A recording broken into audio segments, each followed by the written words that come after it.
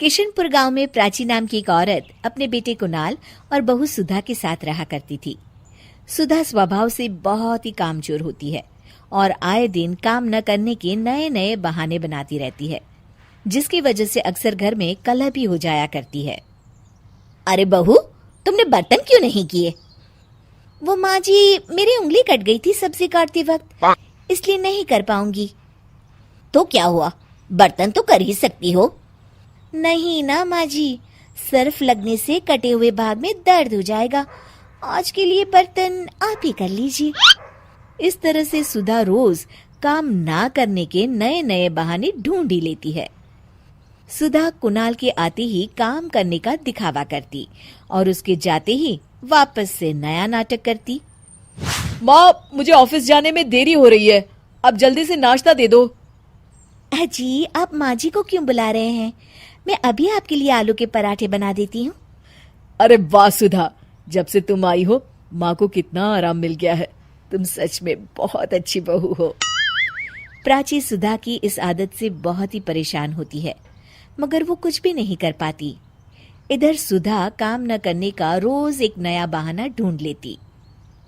अब कोई ऐसा बहाना बनाऊंगी जिससे माँ जी की चिकचिकी खत्म हो जाए और वो मुझे काम के लिए बोलना ही छोड़ दे। सुधा रसोई में जोर जोर से चिल्लाने का नाटक करती है और प्राची भागी भागी उसके पास आती है। क्या हुआ बहू? पता नहीं क्या हुआ माँ जी, अचानक आंखों में कुछ चला गया, दिखाई नहीं दे रहा मुझे। अरे कैसी बातें कर रही हो? आंखों को अच्छे से धोकर मसलो ना। आंखों को बहुत बार धो लिया मैंने, मगर कुछ भी नहीं दिख रहा अभी।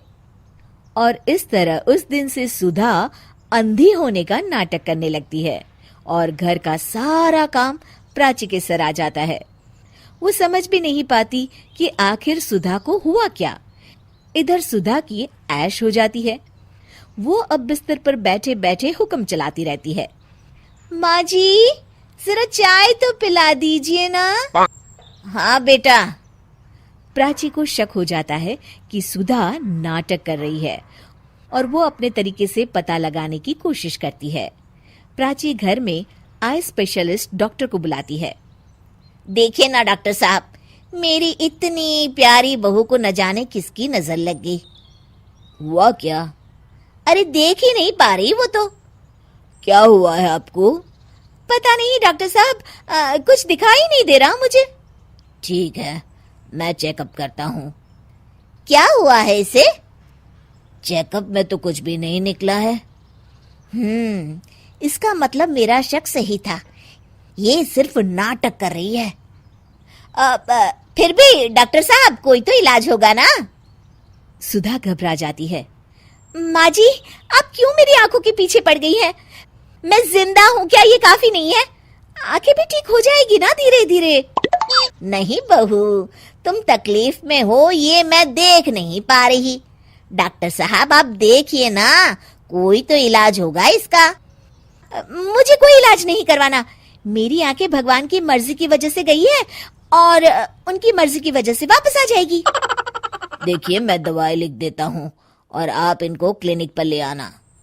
डॉक्टर तो चला जाता है, मगर सुधा अपने बिस्तर से टस की मस नहीं होती और अगले कुछ दिन भी प्राची को ही काम करते रहना पड़ता है।